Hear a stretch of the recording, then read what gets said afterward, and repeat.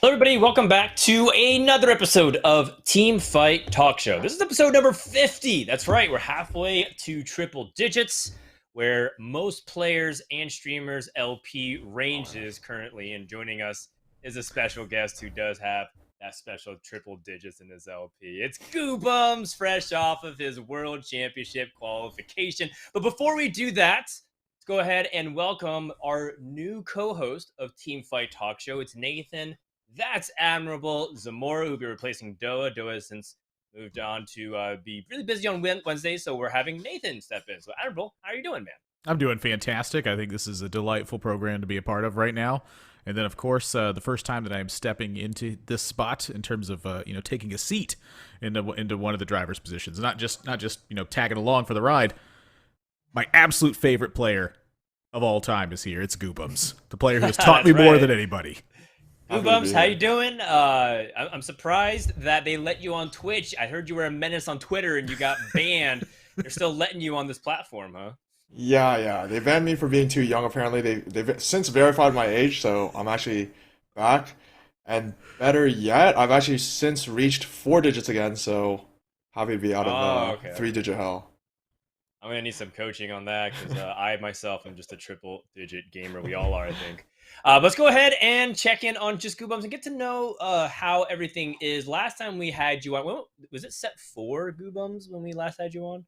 No, I think it was set 5 after I won like a challenger series or something like that. Okay. So it's been a little bit of time. Let's just catch up on life. Let's just say theoretically, people who haven't been able to watch, like the only thing TFT related is they watch Teamfight Talkshow. What have you been up to? I guess since the past year when we had you on. Okay, I mean, honestly, not that much has changed. I've been playing a lot more TFT, I guess, like especially recently, because I actually took a break, or like not a real break, but like kind of a break, towards the end of set 5.5 when I didn't qualify for Worlds. But I mean, since set 6 started, I've been doing better. So I mean, I managed to qualify for Worlds this time around, and I'm just preparing for that now. Yep, that's right. And I guess since it's been, a year or two since you revealed your face to the entire world, I guess people will know that that is exactly Goobums' real voice. That's right. He's not faking it. That deep baritone is just natural, right, Goobums? It is. Yeah. All right. Look good, sound good, play good. That's the triple threat of Goobums. Let's go ahead and do our augment. So at the beginning of each show, we have 3 choices available for the chat to vote on. And it is thematic, right? With augments existing in TFT. Currently, we also give chat the opportunity to influence the show. Some of them are big and some of them are small. Nathan, why don't you walk us through? All right, so first one we got leading up to us is so small, and of course it's not going to make us dodge 25% of the time. It's going to shrink all the webcams that we have here so that we look like tiny little individuals, like happens when you take so small in your Yordles in play.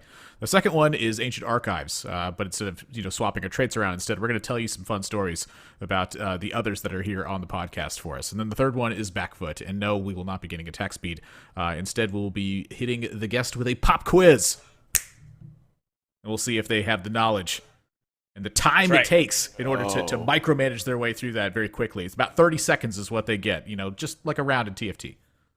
Yep, that's right. So they're going to vote in chat. So you who are watching live are able to influence the show. And again, some of them are small, like so small. Like we don't want to necessarily have 3 crazy segments that we'll be doing that all go wacky. So sometimes we don't, we've had things where it's very simple, like put on a fancy outfit, right? That was the debonair dress-up thing. And so we put on like a fancy hat. In this case, it looks like the early votes are trying to put Goobums on his back foot, give him a pop quiz. Are you nervous, Goobums? Yeah, a little bit. I probably don't know. So I'm sure you probably would know. This pop quiz is a kind of a special one. It's thematic. If you didn't watch the previous episode, then you probably don't know what it is, but we've hinted at it before. wait, who's on the previous one? Because I think I did watch it, but was it Robin? No, it was not Robin. Our previous guest, you're talking about on the previous Teamfight Talk show. Yeah. Noster on, and Noster was talking about stuff. And oh, I did not watch a lot. Well, I did not know we had Noster on. Okay. I would have watched it, but really? All right. wait, what was last Wednesday? We don't do it every Wednesday, Goobums. We do it every other Wednesday. Do it twice a month. Wait, wasn't last Wednesday what regionals though? No, last Wednesday was not regionals. What are you talking about? Regionals was on the weekend. Oh, but like the days before okay, I mean honestly, I don't even know. No, sorry. The previous episode was New Battle, and then the episode before that Oh, was oh, no, State. I did actually watch that one. Yeah, yeah, that was the one Yeah, right before regionals, right? Yeah, I yeah. watched that one. All right. Well, the poll seems like it's starting to pull away. We got back foot in the lead. You still have a minute or two to vote. But it looks like some people were saying maybe we would want ancient archives for a story. I think that option will only get better over time. It's only the beginning of the bromance between Guubums and Admirable. So since it's not going to be ancient archives, why don't you talk a little bit, Nathan, about why Guubums is your favorite player in TFT? Yeah, so one of the reasons that Goobums is my favorite player in TFT is just because his knowledge of the game when I first met Goobums was just outstandingly, like, bizarrely large and accurate. And I It's not like that remember anymore. this, very in theme with the pop quiz here. I remember that I didn't believe him when he said that he knew everything that was available in terms of like public knowledge for TFT. Like if it was on LOL chess, he knew it in the set. And so what I did is I just went, how much armor does Thresh have? He says a number, and I go look. It was spot on. And he goes, and he's got this much MR, and he's got this much attack speed, and he's got this much health. And when you go to 2-star Thresh, it's this. And when you go to 3-star Thresh, it's this. And then he just spit out another one. He just picked another one and started naming all the things. And I was like, how does he know all of these? He just actually knew all of them. And he actually helped me go on a big win streak because he said, take out those 2 bodyguards and put in the Thresh. The Thresh has enough armor. And that was where the question came from. How do you know that? Well, because he knew everything in the set that was available with a unit number. It was very impressive, and it dramatically increased my top 4 rate as a result of that. All right. Well, in that case, I'm not worried about Goobums. He'll be ready for a pop quiz if he knows everything that has to do with publicly available information in TFT. If that's the case, Goobums, you're going to ace this quiz. That's going to come later in the show, though. We're going to bring back the augment as we continue to go through the show. So let's go ahead and move on to our next segment, which is the news. Let's go ahead and catch up on what's been happening around the Convergence. The first big piece of news that's on everybody's mind is the B patch 12.6, which has introduced pretty significant nerfs across the board to some of the more dominant comps, primarily in the form of reroll through Twitch, Talon, Warwick, and if you count twin shots as reroll through things like Lucian, for example, although a lot of people play him as tempo.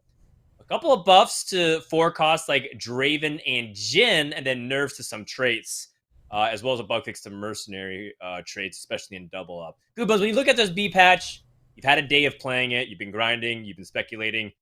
Thumbs up or thumbs down? First reactions. Oh, definitely thumbs up. Okay, yeah, I mean definitely thumbs up.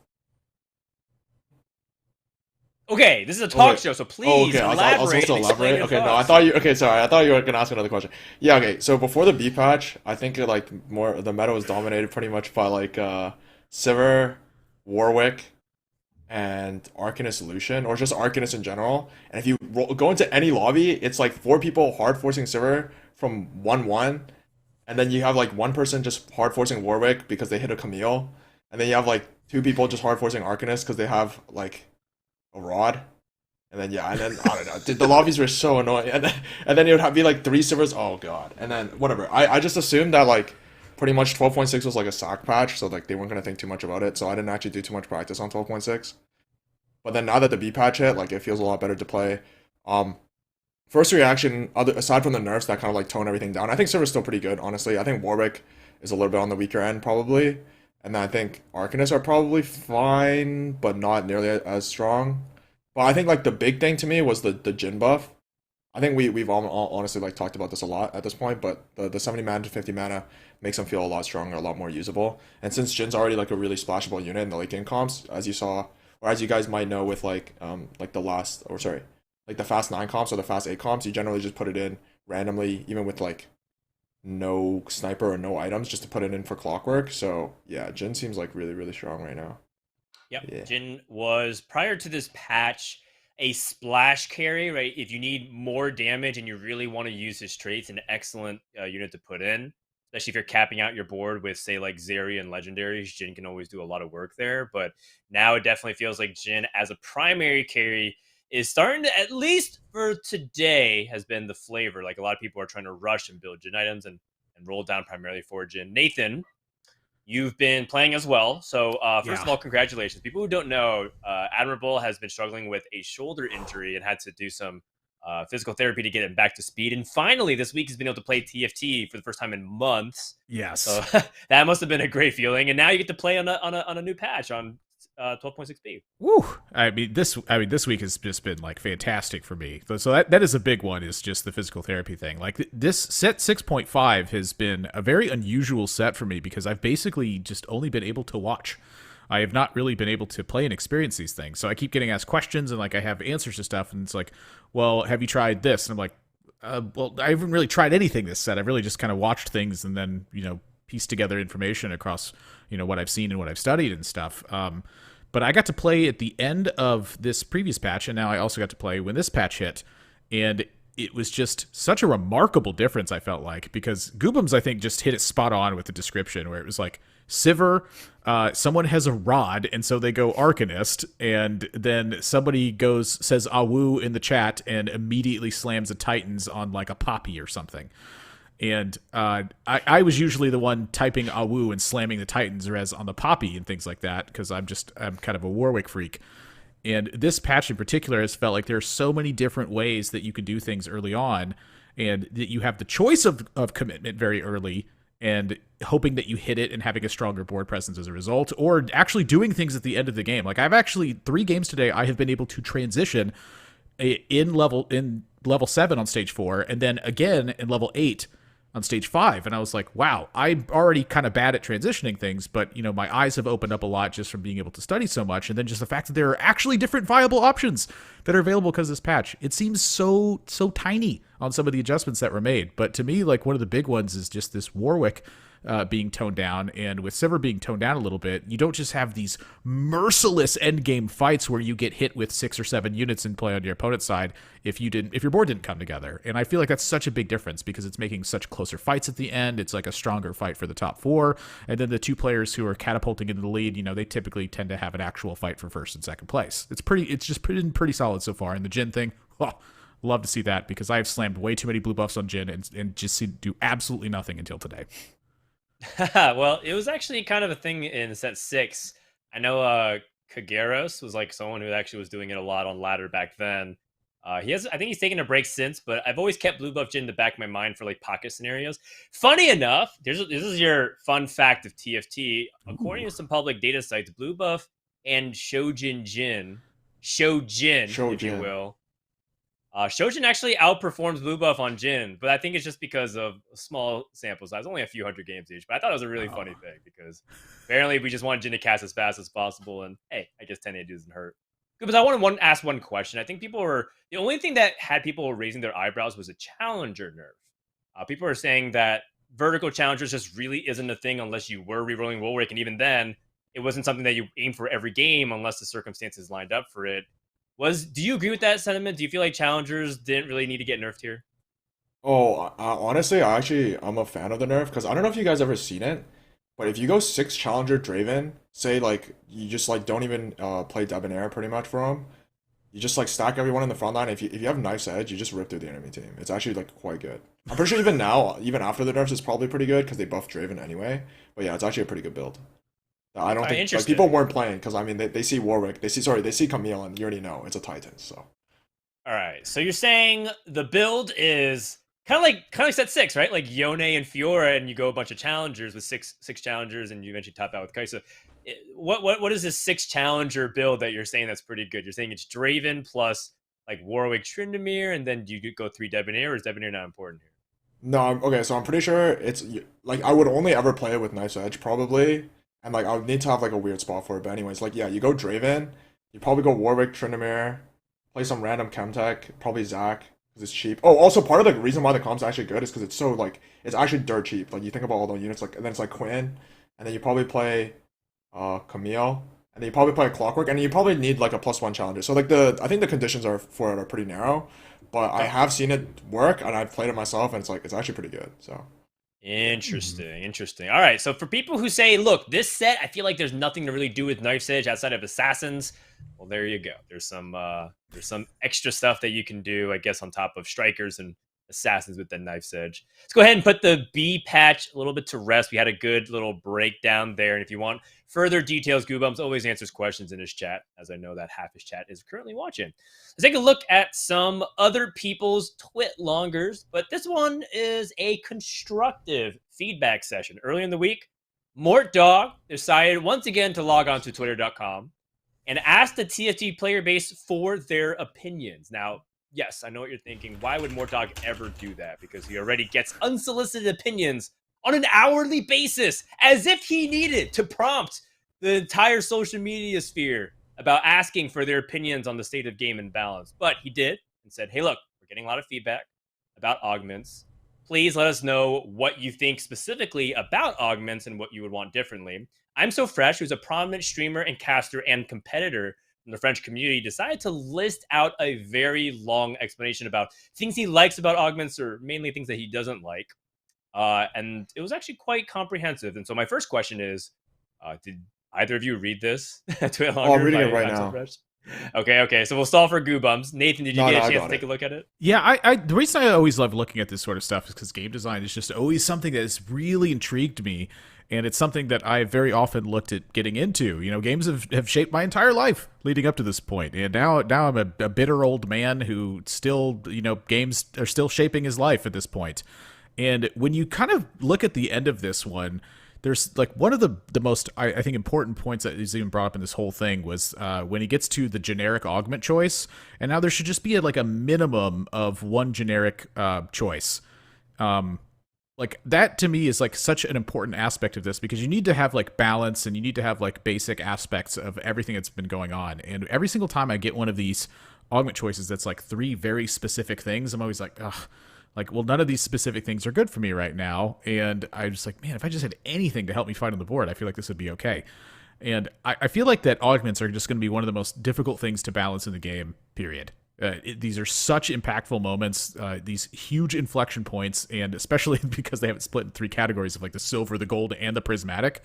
So now when you're having these giant moments take place, balance is an extremely important role on this. And I think that just like for set 6 in general, like 6 through 6-5, they did a pretty good job at that. But this is like such an important one to me, like a minimum 1 generic choice.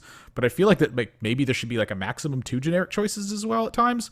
But I feel like that kind of depends. There's so many different open ends to this and different ways to look at it. But I definitely 100% agree with the idea that there should be 1 generic choice in every single one of these augment positions to not force you to go a certain role. Sure, I can totally understand the sentiment of people wanting that.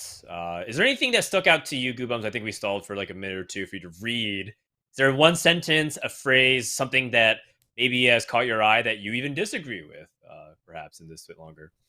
Oh, okay. There is one that I disagree with, but like very quickly, I just wanted to mention I've talked to like more and probably just like infinite people about augments like in so many different ways. I'm in very okay.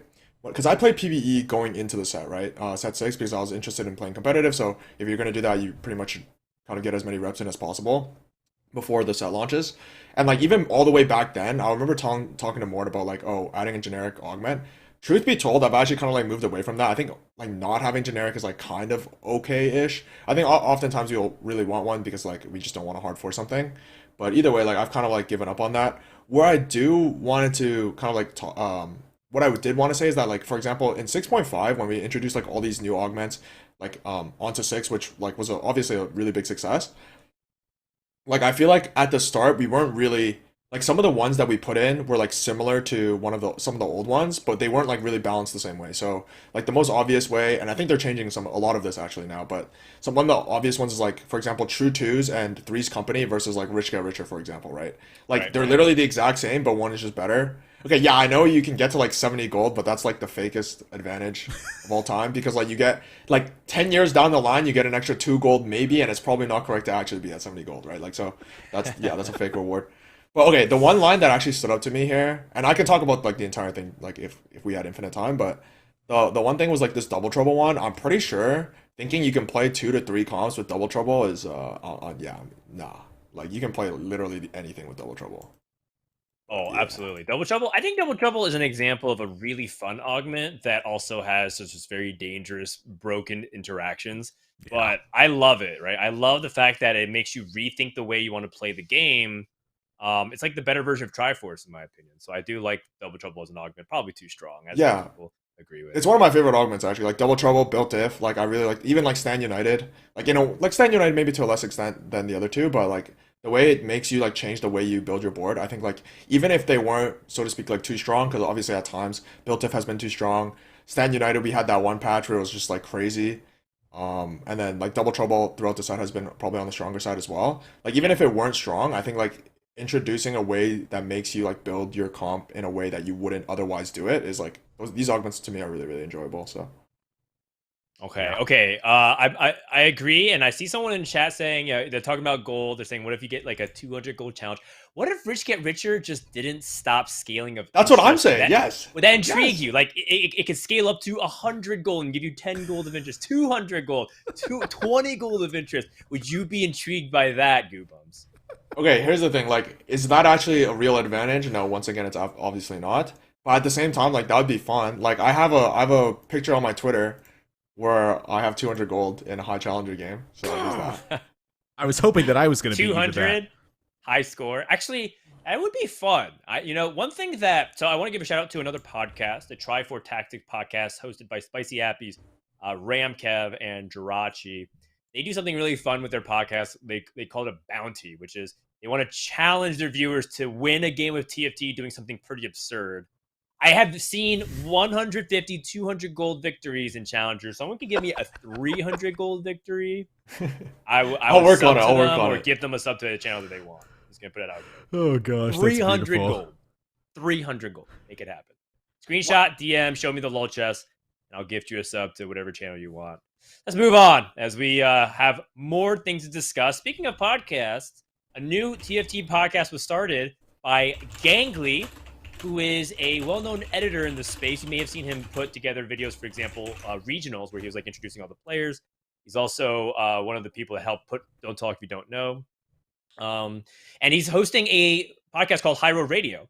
Hyro Radio is, if you watch League of Legends, there's a podcast hosted by Travis and Mark Z called Hotline League, if I recall correctly, where viewers call in to give their hot take on the current state of the game and then discuss it, debate, or argue with the hosts. It was myself and Spicy Appy as the first guest. They posted. It was really fun. And he's going to be doing it on a regular basis. So if you really like that, especially since I know a lot of you in chat have your hot takes ready to go. You love backseating your favorite streamers. And if you were given the chance, like the moment Soju appears on this podcast, it is must-watch Twitch. So I cannot wait to see people confront Soju if he ever appears on this podcast. It's a call-in show. It's going to be lit. I mean, that's going to be one of those marvelous things I've ever heard. I mean, he lights up just by reading like stupid comments in chat, let alone someone actually calls in and says it to him. Oh my god, the world's going to be on fire when that happens. I want to see more dog on this one. Oh, yeah. Maybe we should make that a sub goal for both Mort and Gangly so that they can pay for their therapy after they do that episode. But yeah, check it out. It's going to be good stuff. His channel is Tall and Gangly on Twitch if you want to follow him. So shout out to Gangly. He's a great guy, great member of the community. Also does cool TikTok shorts of TFT. Another piece of news coming up. This is internal. We want to congratulate and pat ourselves on the back here at Wisdom/GiantSlayer. We've opened a studio. So a big thank you to everyone who's made this possible. TFT has been a huge part of Wisdom Gaming, which again is the parent company of GiantSlayer, the channel that we're watching, and the hosts of many North American TFT tournaments. And that was really awesome. I think it's based in Minnesota. Maybe we get studio broadcasts in Minnesota. Have either of you been to the Midwest? I guess, have you been to Minnesota ever, Goobums? Oh, I actually have, yeah. You'd be What for? surprised. Oh, I mean, it was like a road trip. I don't know. I went to like Utah. Oh, okay, I already know I'm gonna say like two places that are in the same state probably and think they're different, but Okay. yeah, I think I went to like Utah, Minnesota, or Montana or something like that. I don't know. Pretty far apart. Minnesota to Utah is not Oh an wait, easy road okay, trip. low key, I might not have went to Minnesota. I might have been thinking about Montana. Got it. Lying on the Well, internet's I'm not okay. sure. That's cool. No one ever does it though. So, yeah. So congratulations to Wisdom Gaming, and we wish many more successful endeavors in the future. And that's not the only building that is opening. We also have the TFT building. Apparently, on Riot Campus, Mortdog and the rest of the dev team have decided to touch grass, or at least concrete, because there's not much grass in the Riot Campus as far as I've seen. Unless you go in the very interior, then there's a lot of cool trees and stuff. But they touched grass, and apparently there's a new TFT building. So congratulations to everyone at Riot for being able to return back to the office. Mort's been cataloging all his adventures on his Twitter about the pros and the cons, which sounds a lot more like cons. It's okay. I think Mort's also talked about the value of face-to-face. But apparently, here's the thing. I found out that Mort actually takes people for his one-on-ones, which is conversations to either catch up or, talk to people and discuss things. He takes them walking outside. So he if you need to have a meeting with Mort, you have to leave the building just with him, and he takes you out to the back for a walk, which is really cool. There's some personal time, but also a little intimidating. I'm not entirely sure what I would do if Mort took me to the back behind the TFT building to discuss the state of the game and my current thoughts.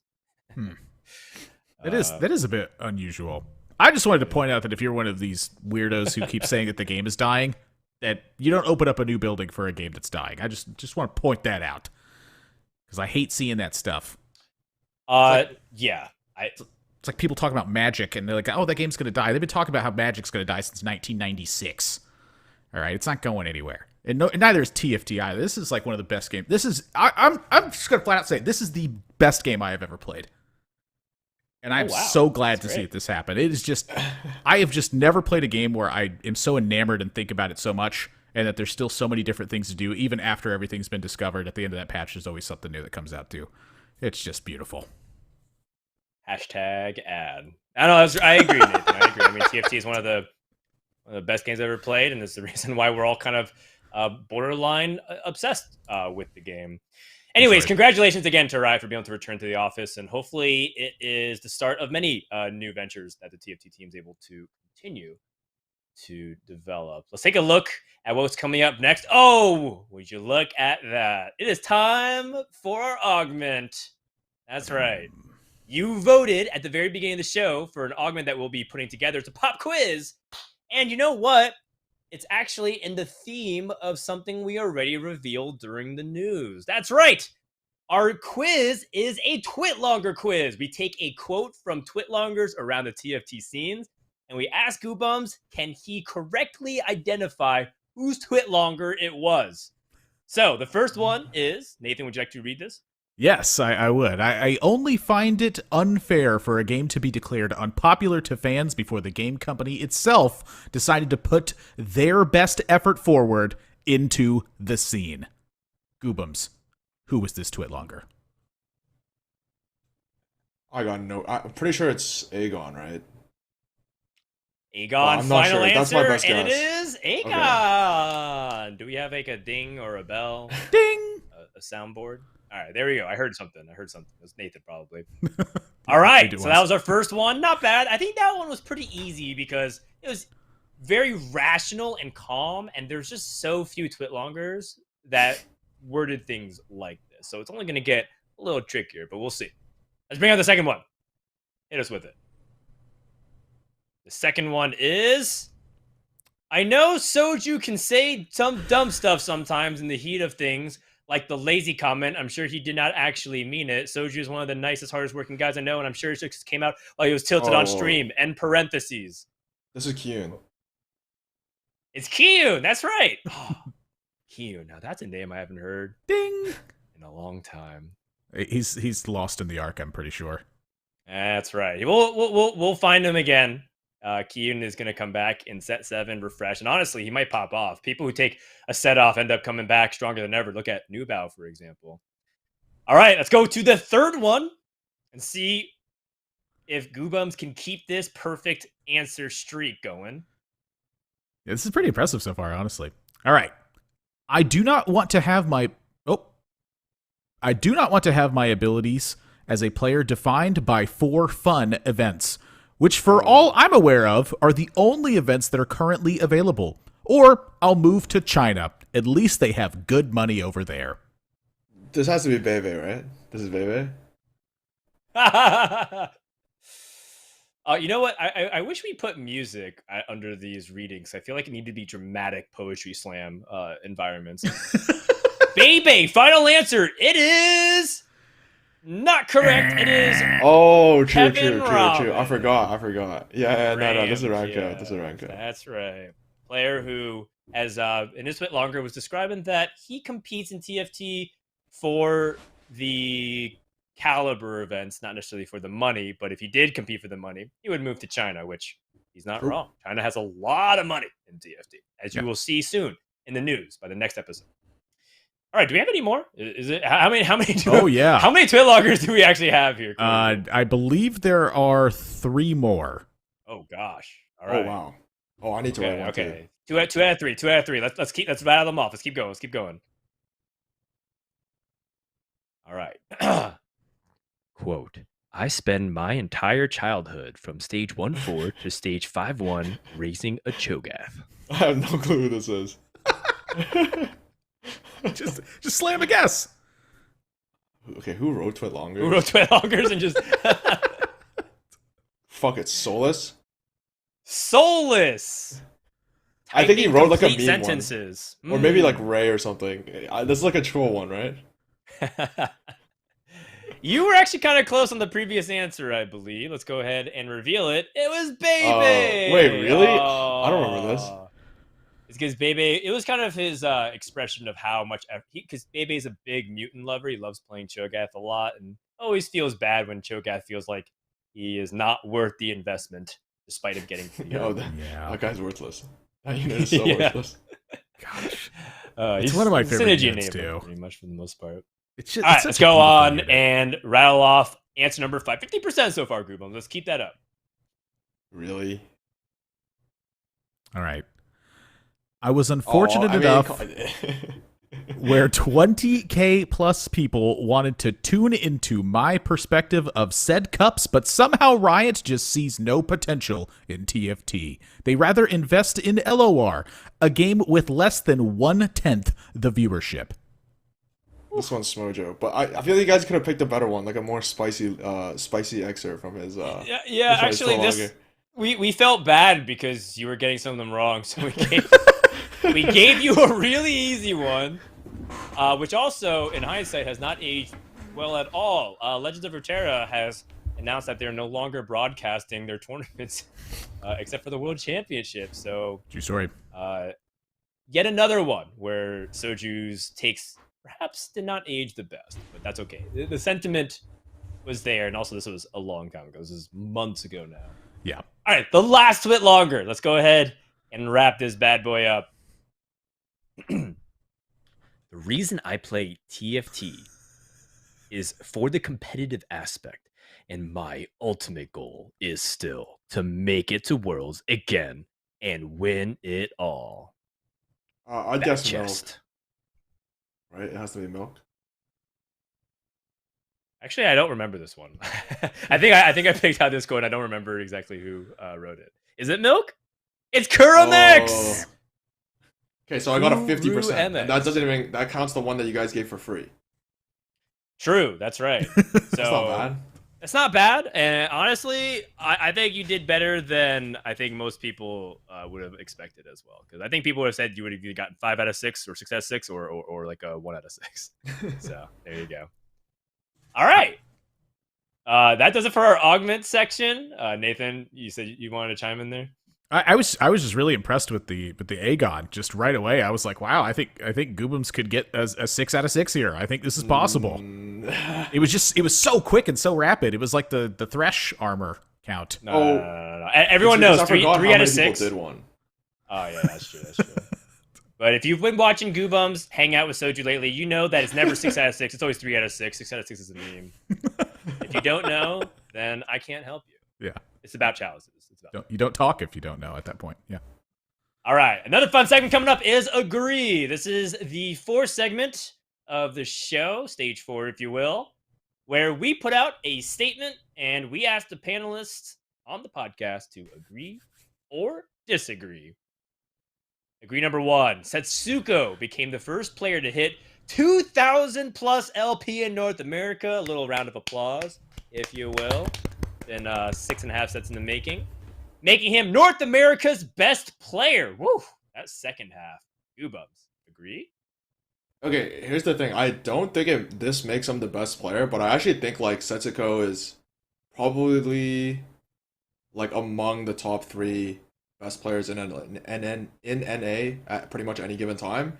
But I actually don't think his like 2000 LP thing really like kind of like did anything for him at that point, because like I was saying it before he got 2K that I'm pretty sure Setsuko hit 1900 more times than every other person in NA has combined, because I think 1900 has only been hit like 5 times by like I think it's like Milk is 1, Socks only ones is 1, Bird is 1, and then there's like one, I think Uko might have hit it or something. I don't know. But like there's not that many people who hit 1900. And then Setsuko's like bouncing back. He goes to 1900, drops back down to 1800 because that's really just like one game. Drops you back down to 1800, and then he gets 1900 again over and over and over again. So I was like, hey, honestly, it's probably only a matter of time at this point before he gets to 2K. So, I mean, I don't think this really actually did anything for him. So I'll say disagree. But yeah. Woo. Also, I don't think he's the best right now either, because I mean, these lobbies. Oh. You get 100 gold challenge every single game if you wanted to, I'm pretty sure. Oh, okay, all right. A little bit of trash talk on the rest of the server, which he's not necessarily wrong, and I think this is why I disagree as well, if I can prompt myself. I don't think that hitting 2000 LP makes him the best player, but it is certainly one of the most impressive things done. Yeah. And I think that it's one of these things where if you've never tried to climb in High Challenger before, and High Challenger, I'm not talking about like 1200 plus, I'm talking about like 1700 plus, you just don't truly understand the grind that it takes, because second to fourth is the same LP gains, about like 10 to 11 points, and a 5th place is basically taking an 8th place. Oh. You get like minus 50 or 60 for a 5th place, and if you get an 8th, heaven forbid, you're set back exactly to what Guubums said. You're banished to the Shadow Realm. You take the stairs up and the elevator down. So it is incredibly, admirable, if you will, that he was able to do this to 2000. Is he the best player though? I don't think so, and I think perhaps we can get to that in a little bit later with the tier list. But I'll let Guubums explain why that is. Admirable, agree or disagree? I also disagree with this. However, I am going to put Setsuko at number 9 in the overall NA thing for me. I'm looking at the list I had coming into regionals and then taking into account all of the things I saw from Setsuko, etc., etc. I'm putting him at number 9th on my list. But to give you an idea of this, like we're going to do a little bit of some number comparison things. So Setsuko, the number 1 ranked player in North America right now, has played 469 games. Nice. Of this, he is top forward 72.3% of them and has 126 wins. When you look at the next player, it's Dish Soap, who has 264 games played, but Dish Soap, I think, has multiple accounts. We're going with Dish Soap. He's got 3 accounts. We're going with Dish Soap 2, however. With Dish Soap 2, where there's a 70.5% top 4 rate with 61 wins. He's at 1605 on the LP rank. You go to the next player who has about the same number of games as Setsuko, and it's Asa at number 8 with 426 games at a 62.2% top 4 rate with 82 wins. And that's 1429 on the LP count. So I really just want to completely emphasize what Dan said about the high challenger grind. In set 6.5, I have really not been able to play, which has made me watch about 5 times as much as I did previously to this.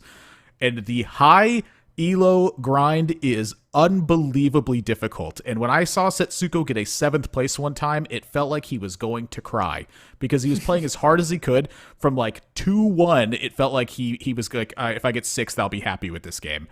And it was impossible for him to get there given what was happening. And his LP count felt like it was just watching like the WeWork stock go down when that started to happen years ago.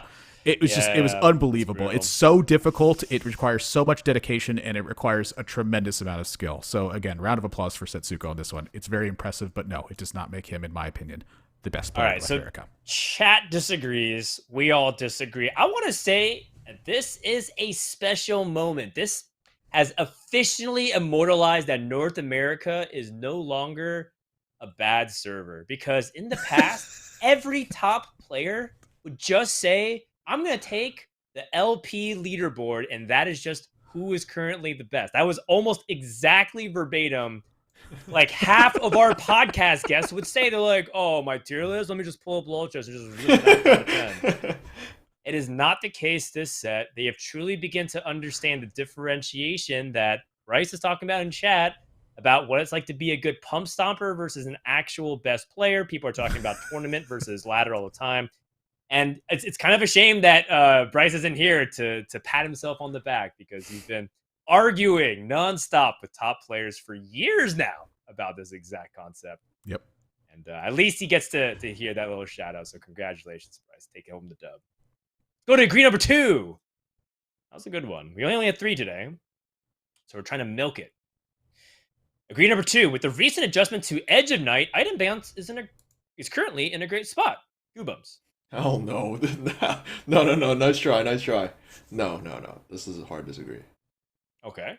What do you disagree about it? Okay, first of all, Archangel still exists, so there's, okay, I don't even have to expand on that probably, right? I mean, come on, let's be real. Okay, anyways, and then there's, like, past that, I have been, like, I've been, like, begging Mort to, like, understand that this is the reason why Bo has been, like, one of the whenever Bo is good, you literally have 7 people in the lobby hard running it down for the bow on the first carousel every single game. And then you have like 3 people open forwarding after that bow to still run it down on the bow on the second carousel. Because all AD components, there was like a segment I did on my stream pretty much, or not even a segment, it was like a rant really. But like I pulled up like a bunch of AD champs. It was like Jin, Fiora, and like it wasn't Draven back then, but whatever. Let's just say Jin and Fiora. And like, if you put in like 3 different sets of random items on those 3 units, you couldn't even convince me that any of those were best in slot. You pull up an AP champion, every AP champion has the exact same like 5 items best in slot. Every AD champion has like 13 items they have in best in slot. And the thing with like beyond that, a lot of the AP items, save for like Jeweled Gauntlet, which honestly, in terms of numbers, is like one of the worst items in the game. But actually, in terms of stats, it's actually doing quite well. I don't have the explanation for that, but anyways. You can use Death Cap in AP comps, but you know the worst feeling is you can use Death Cap in AD comps because you can just put it on like Orianna or any random utility unit and actually does something. You get a Last Whisper off Dragon or like Final Carousel, your last pick, they just leave you with a Last Whisper or an IE. You just put dude, it's so. Oh, and then at regionals, last game, I'm already qualified for Worlds at this point, so like it doesn't matter that much to me. Last game at Worlds, right? I'm playing Arcanists. I have 6 swords, okay? So so my Malzahar has Shojin, GiantSlayer, Gunblade, which is I'm already killing 3 swords in Arcanist, which like I already think is like a pretty good that's a pretty good job. I take item component grab bag, it drops me 2 more swords. My final swords, I have after neutrals, I have Deathblade, Sword, Ziggs 3. It does absolutely nothing. Yeah. Whoa, Deathblade, Sword, Ziggs 3.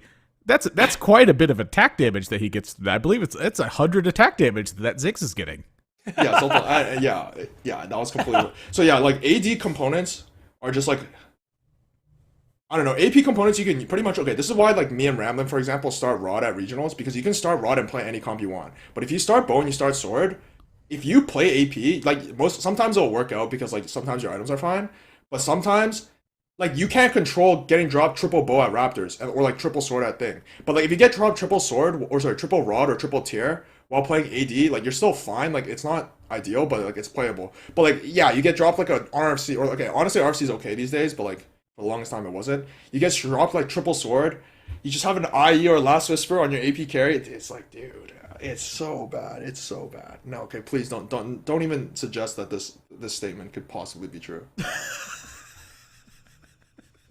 All right, Nathan, you're on deck. I actually somewhat agree. I'm going to lean towards the agree on this one because while I agree with a lot of the points that Guubums made, I think that the item balance is currently in a pretty good spot. You can start with a lot of different things and have it be okay. There's a lot of different slams you can make early in the game. The fact that you can start with Rod and still go AD, I think, is a very excellent point for why I think that the item balance is currently in a great spot, is because I don't feel like you're committed to necessarily going one specific direction. However, with stuff like AP, you do need very specific items at times. But that doesn't mean that you have to have them in order to make it to a top 4 or even to a top 5, or just to not get 8th place, because 8th place that's really the spot you're actively trying to avoid in the absolute most. But with the way it is right now, there's just so many good ways to utilize items and to transition items, and then stuff like Salvage Bin shows up at times, and it's like, oh, what kind of crazy stuff can I do with this? That QSS is used on frontline and on backline. That Frozen Heart is being thrown onto like one specific unit, I think is fantastic, because I hate Frozen Heart to the nines, and I never want to see that item against me. However, I see it all the time on this Echo that just treacherously jumps to my backline all the time. I think that the item thing is in quite a good spot. And I think the fact that Goose did so well at regionals is a pretty good statement to that, because that guy you put 2 components on his bench and they are suddenly in play. And he just absolutely crushed it at regionals, kind of showing, I think, the importance of tempo in that regard, and perhaps kind of diminishing some of the importance of item quality that you actually have on your units. Maybe just having the items in play is better. I think it's in a pretty good spot overall, because you can do so many different things right now. Okay, well, I think I think you bring up fair points. I'm going to slightly disagree with this. I think that it's in an okay spot, but is it in a great spot? In a spot, the way I define this terminology, this nebulous phrase, "great spot," is that they don't have to do anything, and it'd still be, it would continue to be a really good thing. I think there's some pretty significant improvements. Guubums was typing in chat. Don't even get me started on Cloak. Cloak Start has been notoriously bad for so long. Dragon's Claw is just kind of a meme. It doesn't actually do what you want it to do. It's not actually that effective against AP champions or AP comps in general. The fact that it feels like you can't really utilize Archangel staff at all this set, which is supposed to be one of the premier ways to play AP, because theoretically AP should be good by stalling and going for these giant nukes, and yet Archangels is pretty bad. There's a couple of like really big major areas of improvement. But I do like that Guubums brought up the lack of flexibility from tree to tree, like how AD could always use AP, but it's not the other way around. I think that's a really, really good point that people aren't highlighting. Okay. Sorry, I can go on for like hours about this, but pretty much what it really is, what it boils down to, is that like AD actually has 3 components and AP has 2. And like you guys won't really believe, like sword, bow, and glove. I promise you, glove is an AD component. It's not an AP component. I promise you. Hodge is better on AD units, like on average. Whatever. Hodge is actually usable on AP components. Like it's pretty flexible. It's meant to be like the more flexible like carry item in the game. So like that. I'm not saying Hodge is bad, but Hodge is like preferred on AD components, AD units, because it gives crit. IE and Last Whisper, I don't need to talk about. And then if you've ever played AP, you would know that the best use of your gloves are to make stuff like Shroud, like TGs, and just put it on your, or like QSS your front line, stuff like that. Because you're not making JG, dude. It's so, this JG item, do you know how much AP you need for JG to be, but for some reason it does fine in stats, so I guess they can't buff it. And the one time they did buff it, people just put it on Fiora, and Fiora just went crazy on your team. So I mean, like I get it, but man, dude, like it's okay, it's fine. I mean, it's fine. Like I think item balance is actually fine, but like just like the way it's like set up, I'm pretty sure it's just like it's just not it could be better. Appropriate.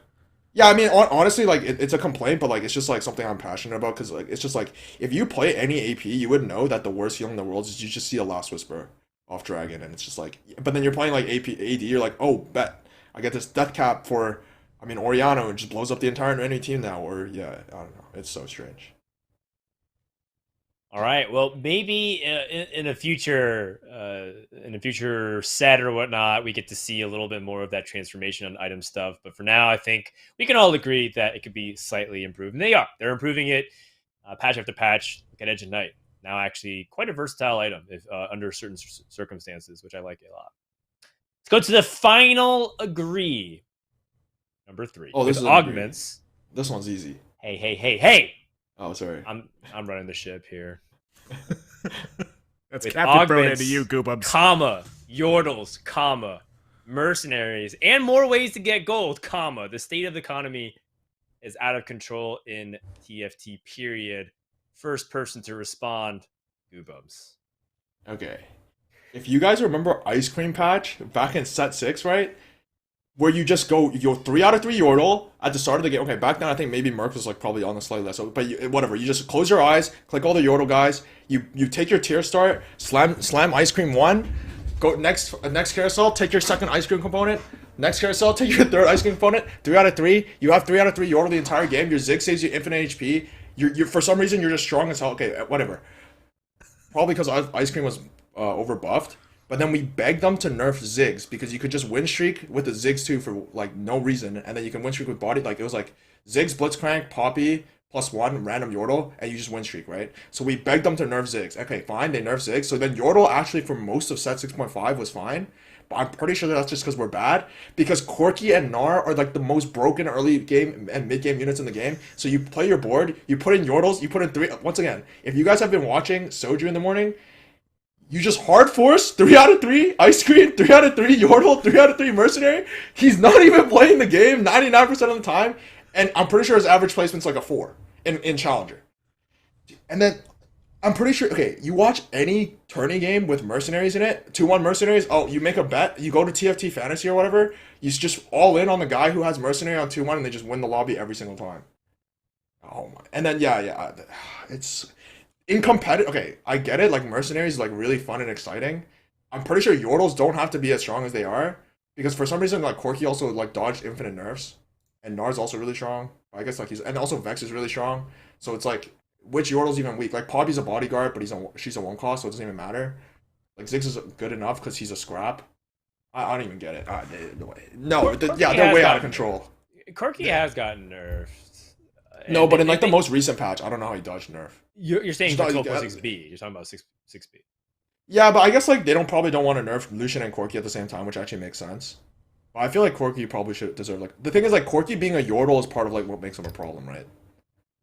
Like the problem is like if the Yordles are strong and you can save too much HP while playing Yordles, and then never like nobody in the right mind ever plays 6 Yordles because that trait does nothing, and Veigar also doesn't do that much either. So then, like, nobody's ever playing that. You say that, and you qualified for the World Championships playing a 6 Yordle composition with double. No. I wouldn't play 6 Yordles.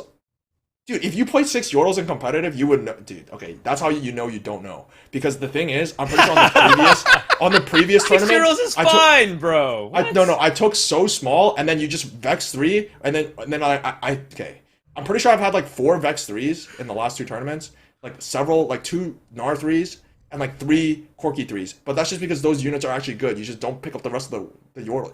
Nobody wants a Ziggs. How many Yordles were on your board? Can you tell me? Okay, I had double trouble. Nice try. You had double trouble. You had 6 Yordles on the board, Guubums. That was not his question. In 4K. The question was, how many Yordles did you have on the board? I had 6. Caught in 4K. Admirable. State of economy is out of control. I'm going to. Oh, geez, it's pretty close, but I'd say I'm like 40% on the agree side, which means I'm 60% on the disagree side. I don't think it's out of control yet, but it definitely feels like it's getting pretty close. Like whenever you see someone with Mercenaries on 2-1, you know exactly what their game plan is. Whenever you see someone hit a Vex with 3 Yordles in play, you tend to know what their game plan is unless they have like sword, cloak. Like maybe then they're not going to end up going the AP side of things. But you can pretty much manipulate this to where it's getting to a spot where like it's so different than it was. Like if you look back at set 4, we did not level on 3-5 and roll 10 gold and then still have 20 gold left over with pairs of units on our bench plus still lots of other stuff going on. But I don't necessarily even know if that's making it out of control or if just like there needs to be like a balance adjustment to the game at that point. Like maybe the game balance is what's out of control at that point. Because I feel like having a lot of economy and being able to make decisions is a high quality thing. It's just what are you going to be doing with that gold at that point? So while I agree that it feels like it's pretty much at its bubble point, I don't think it's burst yet. But we are awfully close. When you see players with these very early things, they pretty much have a steady game plan. But I feel like I can tend to stay reasonably close. Yeah. I understand that. I think I almost identify exactly with how you described it, Nathan, except I agree. I think that economy feels uh way too slanted in terms of like starting off. Some people are talking about like if you have treasure trove, it feels like windfall, the Oh, prismatic augment, where you can get to 20 gold way too quickly and that starts to snowball, right? Everyone knows first interest goal that you make is the most powerful one, and sometimes you're making two interest gold at 1-4 instead of just one.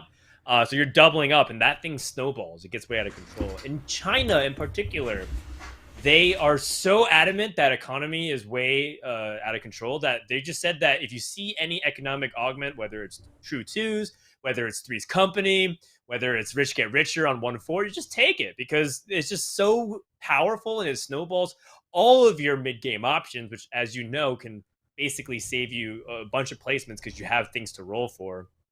And of course, let you cap out boards so strong that doesn't really even matter about like when you're able to get your last augment because people are already just so strong at that stage of the game. So it's really so I do agree. I do think that economy is a little bit too high. I think that we're starting to see the opposite end of when you have too much gold to start, which is I don't think the early game is that interesting when you skip it. Um, I think Soju is kind of a caricature of that right now. The dude just refuses to play stage 2 and stage 3 and half of stage 4. Sometimes he tries to forward to it, but for the most part, I think that if you need to see exactly what we're talking about, go watch Soju stream if you aren't already. yeah. I will say that, coming back to the game this week, my first game played with Dan is that I had the gold treasure trove on 1-4, and then literally we looked up and heading off of Carousel in stage 2, I had 50 gold. Yeah, we had 50 gold. We took with treasure mercenaries 50 gold in play. by Carousel. Sick. Yeah, and it was pretty ridiculous. That game did feel like one of the easiest games I have ever played, despite the fact that the transition point was quite difficult. I did have 50 gold coming off of Carousel, so that particular game definitely did feel out of control. I will heartedly admit that. All right, so with that, our agrees are done. Chat seems to agree as well. It seems like Guubums and chat are aligned. That's not surprising considering that most of the people in chat are from Guubums streams. So naturally, I think they are aligned there. That was a fun segment. Let's go ahead and hop over to our next portion of the show, which is esports news. And we got a lot of them because, as you may have heard, regionals are going on. North America finished, and we had Milk win regionals. So Milk going to Worlds back-to-back sets and also able to get a North American win, or North America win, joining Robin Songs and Kuramex as the other North American regional winners. Oh, sorry, and Sox. Joined by Goose, Guubums, and DQA. Now, for Milk and DQA, it's their second time at Worlds. For Goose and Guubums, it's their first. So Guubums, let's talk a little bit about North America regionals. I think a lot of people were sleeping on you actually in the very beginning. Did that motivate you extra, or is that something that didn't even phase you at all? No, yeah, I didn't think I was like that good going into it.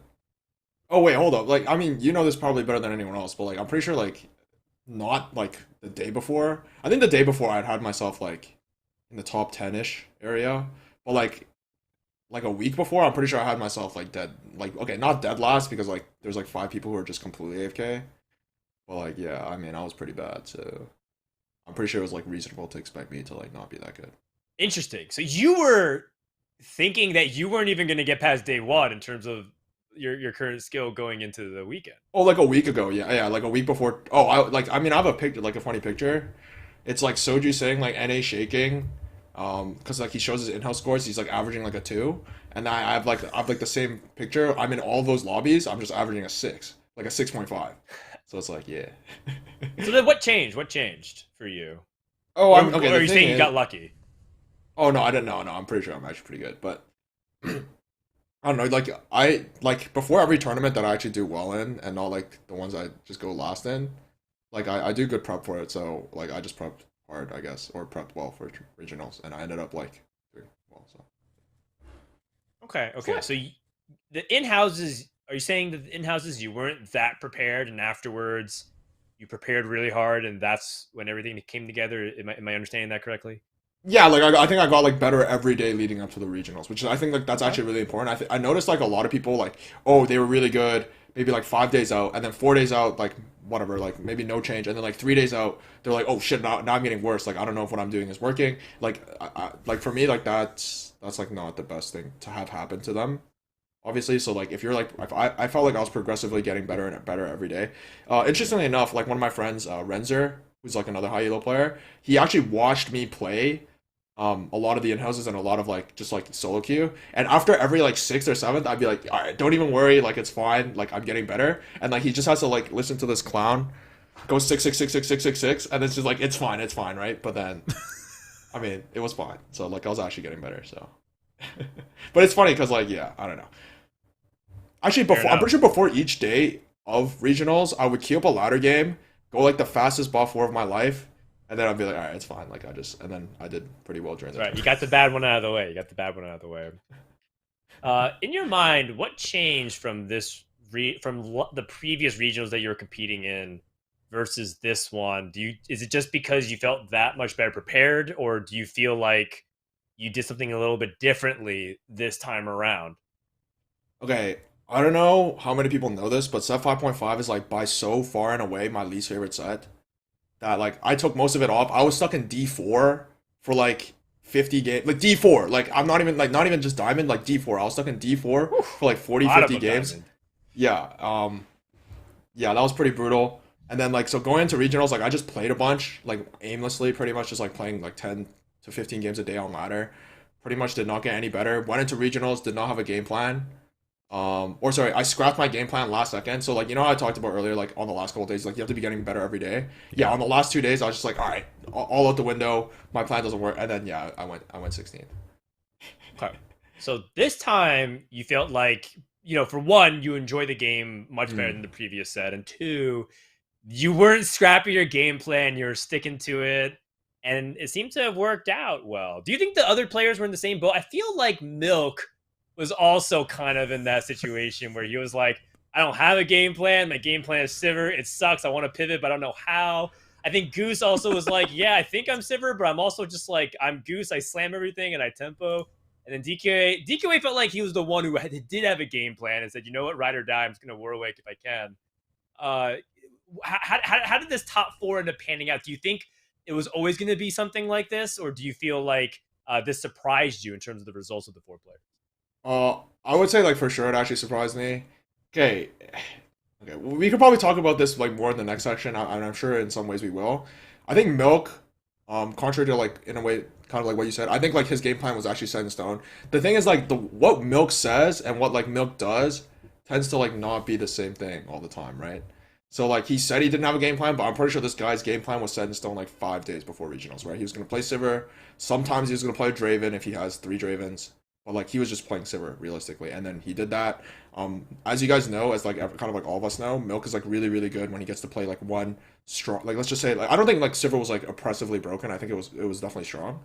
But like when Milk gets to play like an above average comp every single game to like, I guess like the best of the way that comp can be played, that's when he's at his best, right? So it's not like too much of a surprise to see Milk do well. A name that I expected to make it through kind of like the top 3, top 4. Qualification was Ramblin'. Obviously, he's still playing in the LCQ, which, I mean, eventually we'll know. May or may not happen at this point. I mean, we're not entirely sure. Yeah. So yeah, Ramblin' was like the surprise. I think like Socks, had he had like he kind of like alluded to the same thing, but had he had not leaked the Sivir tech to I guess like even Milk, but to the rest of NA before regionals, I think he was probably more than fine because as you can see, hard forcing Sivir actually did more than well. I think it was actually like astounding. I mentioned this to you, but like Warwick was so underplayed in our tournament, whereas like in every other region, Warwick was like the most like broken, and it was very easily the most broken comp, And then like DQA just plays it every game. You hit Warwick 3, it's like Warwick 3, Quinn 3, you just roll over the entire lobby. Yeah. So, no one contested him ever. It was like it was just every single game I'd look up and be like, well, he's got one Warwick and a bow. No one else is touching Chemtech or Challengers or bows. It made no sense. Like it was no. The thing is, they were taking the bows. That's what made DQA's Warwick situation crazy. Was that the dude was win streaking and hitting all the Warwicks in stage 3 and the beginning of stage 4, he would have Warwick 3 almost every time, and he still ended up with BIS every single time. game. That's what blew my mind. I couldn't understand that. It was just crazy for me to see, because I expected Warwick to be such a big one, because it felt like that was one of the compositions that could fight like the Sivir stuff and the AP stuff was Warwick, and it just fight everything. Nobody touched it. The other thing I wanted to ask you about this one was how experience do you think influenced this? Because coming into regionals, it was like Spicy Appies was very often in the top 3 of players' lists. Asa, obviously, he kind of moved downwards on a lot of people's ranking coming into regionals, because just so much of the stuff that he played got nerfed, and it didn't feel like it was clicking for him. But how much do you feel like experience was really influencing the tournament results in this one? Because when you start to look at the list like from top to bottom, it's like even Solus, who had practiced very little on this patch in particular, did quite well, and just experience in tournaments felt like it was a major impact on how this tournament actually came out. I think honestly, experience like always matters in tournament. Like part of it is like nerves. Part of it is just like you can try to do it in houses when you have like 8 so-called, let's just say, like good players or tournament players all in the same lobby. But like the environment, like people, okay, like there's like a human element to tournaments. Like people get scared. Like they play for every placement, and like you should, but like in houses they don't do that, right? At the end of the day, in houses are like for practice, right? So people don't have that, like pretty much like almost like I honestly want to like describe it as like fear of like losing a placement. So they'll just like do things that like maybe they're not like exactly used to. So when you play a lot of tournaments, you kind of like notice this, like in yourself, in other players, and like adapting to that kind of like environment is actually really important. So yeah, I think experience like does definitely play a role in some ways. It's not like too much of a surprise to me that if you look at the top 8, top 8, top 16, for the most part, it's actually a lot of players who have been to a lot of tournaments. Like maybe it doesn't even matter like how well they're placing. It's just like playing consistently in these environments actually, like, I think gives you like it is like very different from like in houses or scrims or in houses and ladder, and it has nothing honestly to do with the quality of the players in my opinion, or like it does, but like to a lesser extent the quality of the players, but more so just like I don't know, yeah, like when like things are on the line to people, I feel like they play differently. I completely agree. Is there a player in your mind that captures what you're saying? Was there a player that you felt like did succumb to the nerves and the inexperience and was not able to deliver relative to expectations? I mean, like I don't know if he's like succumbed to the nerves. I don't know if that's like the best way to put it, but obviously Nubal was almost. I mean, not even almost. He was like very widely, or no, he was just like the consensus like #1 pick going into the tournament. I don't think anybody pretty much put anyone else #1. So like obviously he got day one. I actually had the opportunity to watch like all his VODs. I think he played well enough to make it to the next day. I don't like obviously he was not without fault. Obviously like in TFT people make mistakes, and watching someone play, you notice a lot more mistakes than they will notice when they're playing. But that being said, like I don't think it was like nerves or experience, but like I mean, I don't think he had like the best of luck. Honestly, I think he could have made it with like slightly better play here and there, but like truth be told, yeah, I wouldn't like chalk that up to experience. I think he's played in tournaments himself, but yeah. I don't know if that answers your question at all, but that was President of the Nubal fan club has spoken. All right. Well, congratulations, Guubums, again on going to Worlds, and it's very clear that you are taking it very seriously, given that you're streaming every day since then, and clearly trying a bunch of different stuff out. Let's go ahead and talk about some other regions who are also having their finals. So we want to start with EU. EU finished their regionals the same time as North America, which was won by the former world champion Double 61. In fact, it was a lot of French players that was able to go through. You had Voltairix, you had Unid. What was that, Guubums? Oh, all 5 of them are French. Oh yeah, you had French domination, and then on the outside you have Jing from Turkey, for example, and Shadi, who has to play in LCQ. Overall, like the quality of the players coming through are pretty high. I think. And of course, we know France is a strong country. When you look at this player list, Guubums, what else is standing out to you?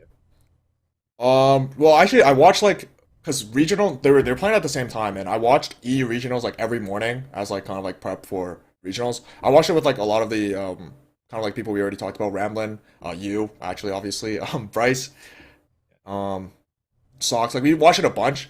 I was like very, very unimpressed with most of like what I saw. I think the two standout players.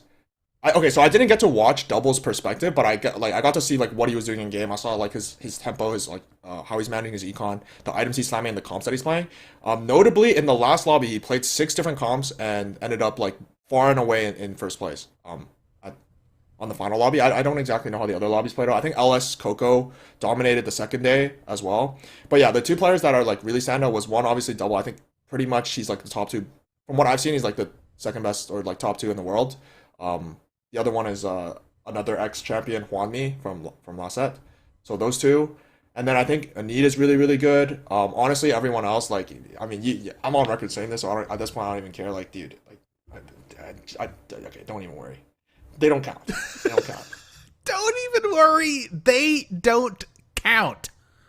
But yeah, Double's really scary, honestly. And I think Anita's good. And also, because, like, they're all French, I actually got to watch their perspective, and like I speak a little bit of French because I'm Canadian. They teach you French here, so it was like nice to like see like be able to like hear how they're thinking and like what they're thinking of, and then that way that you get more information on like why they're doing what they're doing, and I think that's pretty important.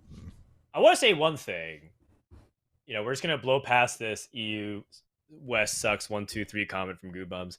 I want to say one thing that I don't think it's also a coincidence that French players are doing so well consistently set after set in tournaments, given that they are one of the few sub-regions that actually have consistent forms of competition for a lot of their high-level players. Like France has their own French competitive circuit of tournaments that they're able to really foster and really keep high-level players engaged, and also the community rallies behind the good players, and that's how talent is cultivated in that region. So it's not a surprise to me whatsoever. So, when we look at like why isn't TFT in other regions as popular as or like as successful, or more specifically, probably the better way to phrase what makes France so good, just look at how they invested back. You look at Sean's, for example. Sean's, I mean, the man's a hero in the French TFT scene. He's organizing tournaments all the time. He's casting them. He's competing in them. He's trying to shine spotlights with his big viewership. I mean,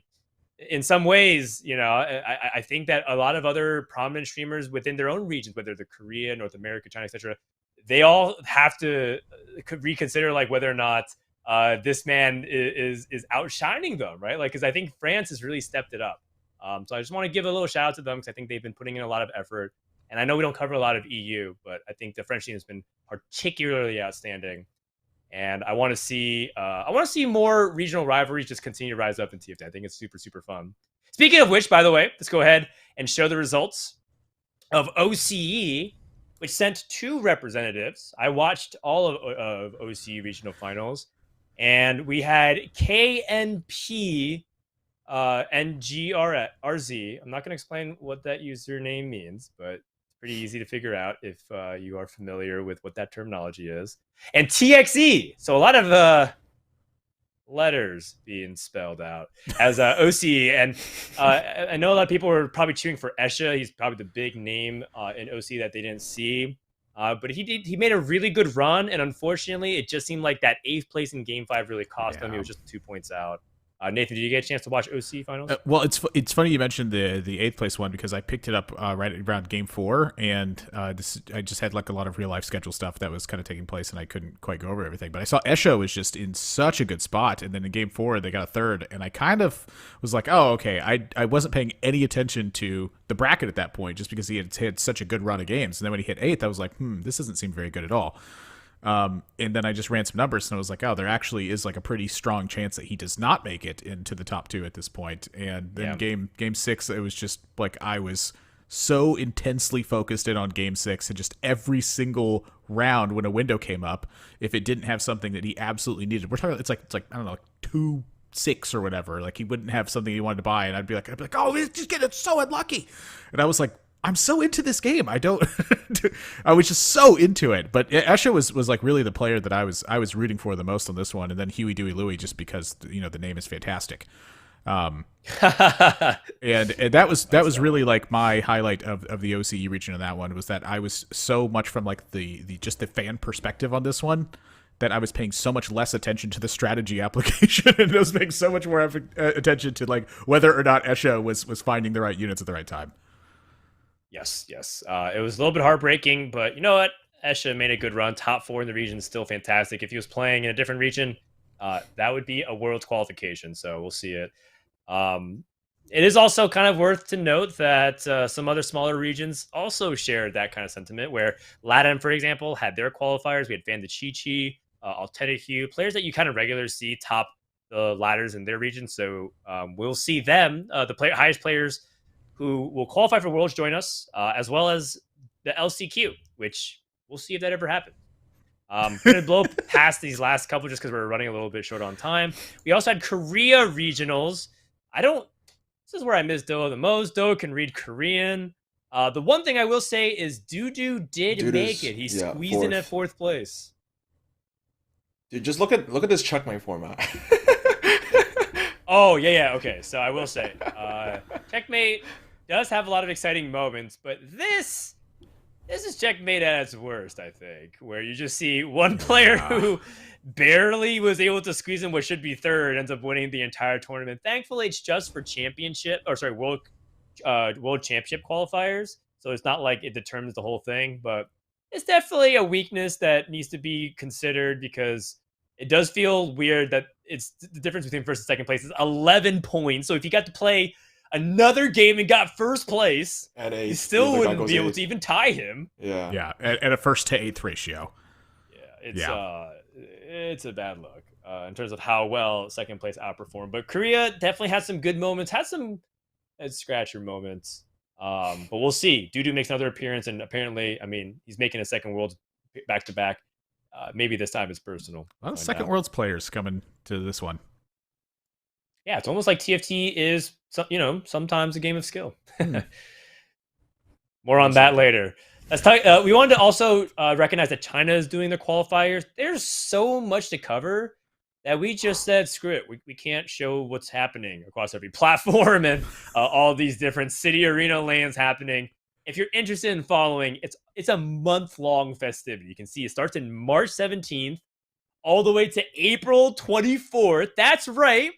Like 2 days before the World Championship starts, they're going to finish their finale, or their finals rather, and then send them to Worlds. Wow. It's kind of crazy. The one thing that sticks out to me above everything else, so look at that bottom track, Guubums. Invitation.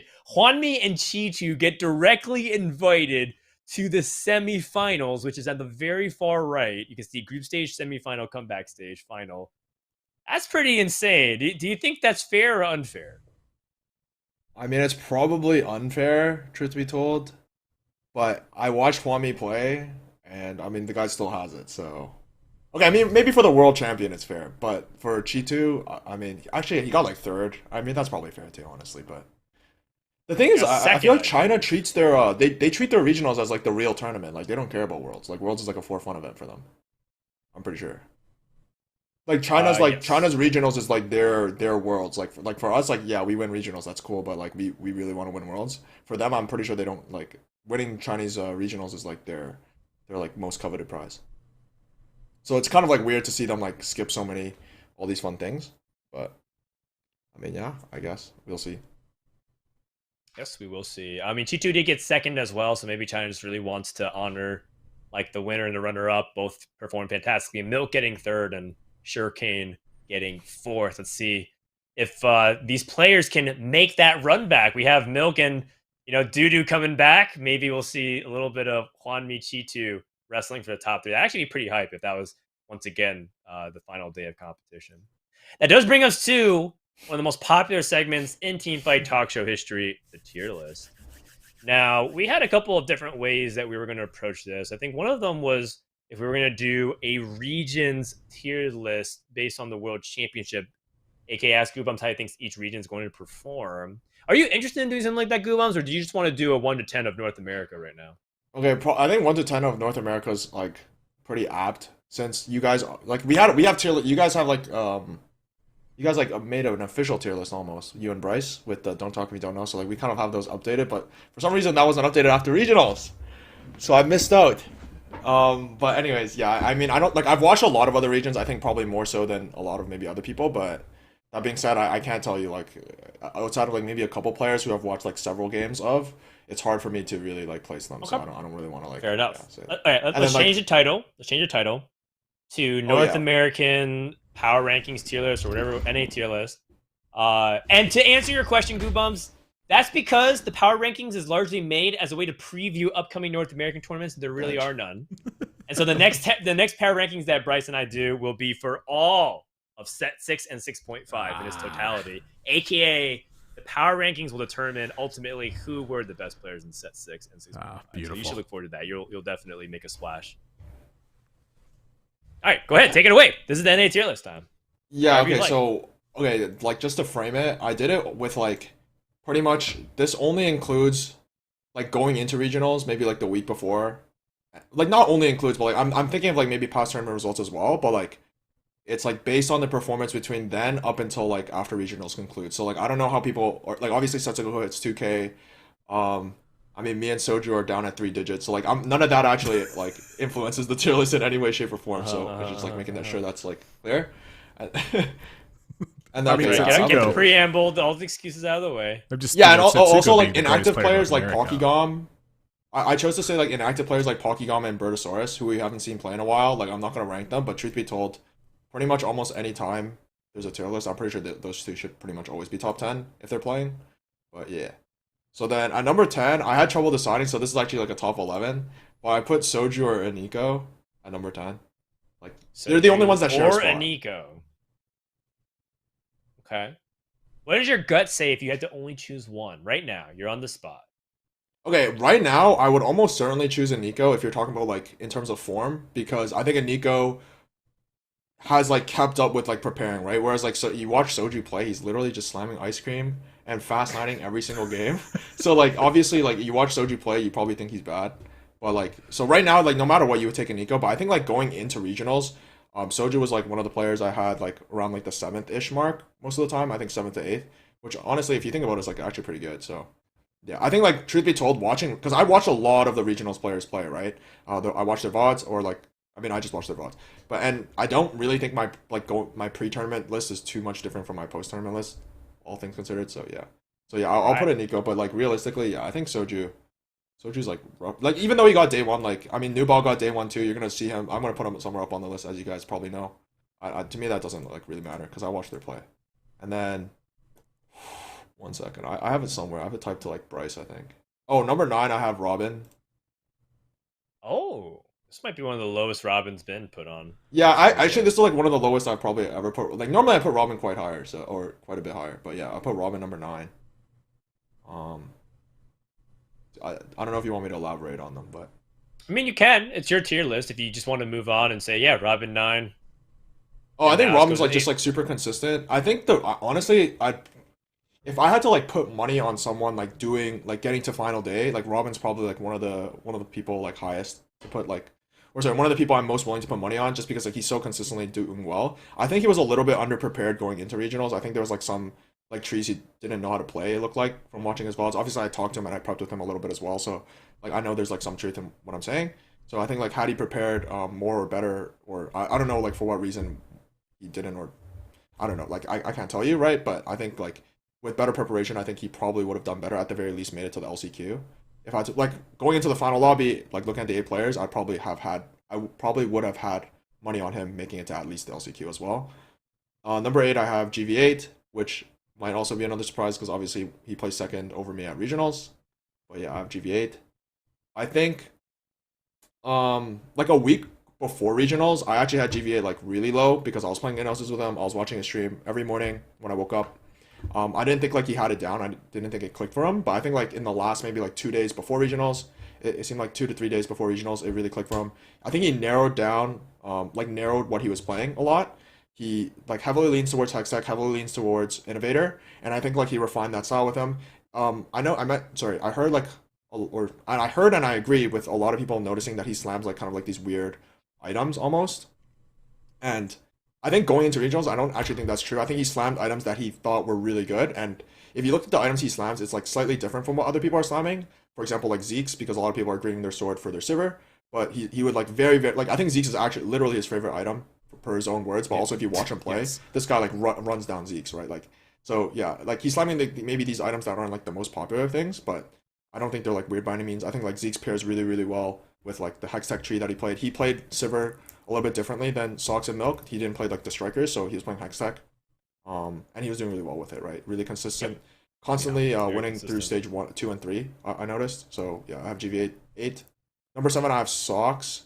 I think some of this will be biased maybe because I think Sox by more than anyone else, I prepared like infinitely with. Like I prepared every day with Sox and a lot sorry, every day of regionals with Sox, but also even beforehand I was preparing a lot with him.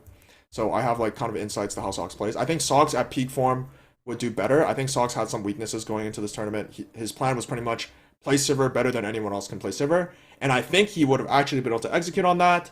Unfortunately, he was not able to because he leaked his own tech to the other players. So a lot of lobbies, like the first lobby on the final day had 6 bow starters and like 5 Sivir players. So I think like first 2 games he went 8-7. One game like he literally had no Sivers on his board. I saw him, so he just died. Yeah, and then 5 6. Okay, so 5 6 7. I actually had trouble doing it a little bit, but 6 I have Spicy Appies. I think Spicy Appies plays like super super wide. I saw there's like this one game that I watched him that was really really questionable, but like aside from that, I think for the most part from what I watched him, especially in going into other tournaments, going to past tournaments, like I think he was playing really really well. Actually learned a lot from him after the last 2 tournaments, so Inno Cup and Zon Cup, which he obviously did really well in. I think it was like first and first. So yeah, he Yeah. did really well. And then he plays like a bunch of stuff. I think like I can't tell you. I didn't talk to him at all going to regional, so I can't really say for sure. Yeah, but yeah, I think normally he plays really well. And then 5, I have Setsuko. Hey, Swatsuko. Yeah, I think like no matter what, I think at this point it's pretty clear that Setsuko is probably the best ladder player. And I know like I mean I've had arguments with you and Bryce about like ladder versus tournament. I do think like for the most part, the best ladder players will be like super represented at the top of tourney performers as well. And not a single like quote unquote like top tourney performer, however you want to describe that, will ever be like someone that can't easily just hit like top 10 on ladder, right? At any time. Mm-hmm. So, but yeah, like I think Setsuko's like easily the best ladder player in NA at this point. I agree with that. I mean, he had 2K. Like, I'm pretty sure he's on his way to double 2K, which, like, if anyone could do it, it's probably him. Like, yeah. So Oh my god, I 2 didn't accounts at watch. 2K. Holy moly. Yeah, he's gonna. I think he's actually gonna have to. But I think like less so than anyone else. I didn't watch actually that many Setsuko games. I also had him in none of my lobbies, so some of it is speculative. But like we've seen him perform well in tournaments. We've seen him do extremely well in ladder. He's super consistent. So I'm pretty comfortable putting him at 5. Number 4, I have Nubal. Going to like I said, like I don't think my list. Like if you actually look at my list pre-tournament and post-tournament, it's pretty much no diff in terms of like the 10 names that are there. Yeah. So number 4, I have Nubal. Obviously, before the tournament, we all had him at number 1. A little bit of a disappointing like day 1 exit, but as I mentioned previously, I think like he played more than well enough to actually make it out of day 1. If you watch his last game, which I was actually in, it was the most like sad. It was just actually just so sad. It's triple prismatic lobby. I mean, if you low roll in triple prismatic, and if you've ever played this game, you would know if you low roll in triple prismatic, there's like no skill that you can really do. Like, you can't conjure up an extra placement in triple prismatic because a lot of it will just come down to the RNG at that point. But obviously, if you hard roll in triple prismatic, which me and Sox did, we had like the most sleeper top 2. We went second and third because first place, surprisingly, is a Merc Soul player. Yay! But anyways, yeah. So like yeah, and then third, I have Milk. I, Okay. I had Milk at like 5th going into the tournament, but like so yeah, I've bumped up to 3rd. I did watch his last 6 games, so the 6 games he did really well in. Obviously, last game I don't even count. Like I think it's very fair to not count his last game because at that point he like Giga guaranteed. He was guaranteed first. He wasn't even just like guaranteed making it to Worlds. He was guaranteed first. So I'm Yeah. not even counting that 8th. But then like he just plays like really consistently. Obviously, as I mentioned previously, his strength is to play towards like what he thinks is like an above average comp, and he plays that like really really well. We've seen this time and time again. We see it now with Sivir, but obviously last Worlds he did it with Kled and so forth and so on. I think Milk actually isn't in peak form. I think peak form Milk, you can probably debate some slots, but yeah, Milk is obviously really solid. Number 2, I have Ramblin. Okay, I see where this is going. Yeah, number 2, I noticed have Ramblin. I noticed one name missing.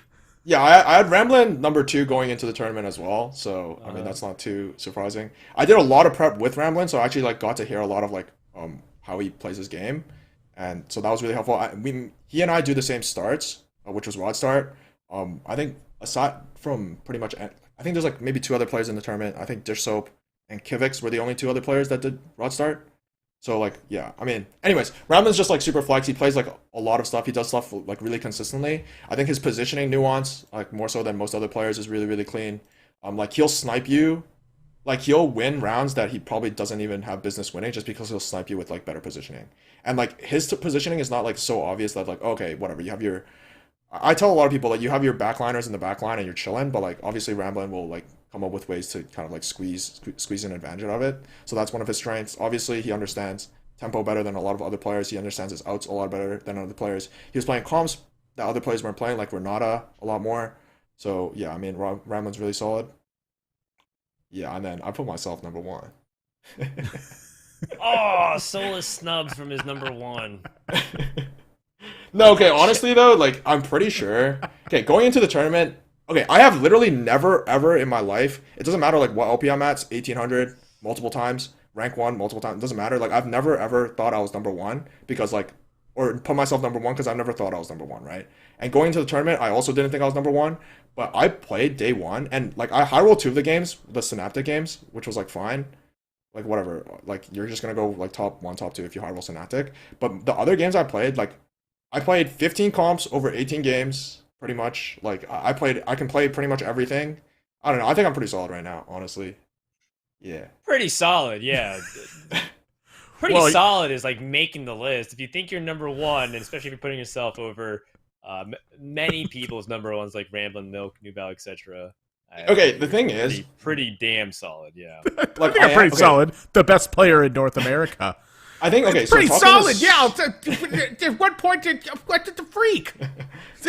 Number 1 is extremely solid. Like that. That's not even the rock at that point. That's the diamond. Oh. Yeah, I mean, okay, so part of it was like when I first started talking to Socks, like a while back, like early in set 6, pretty much she like convinced me that you actually have to believe you're the best to be the best. And after day 1, like, okay, I had lowest average placement over 3 days. I top 3'd all 3 days. I played like I played more of like different comps than other people, like than every other person in the field combined.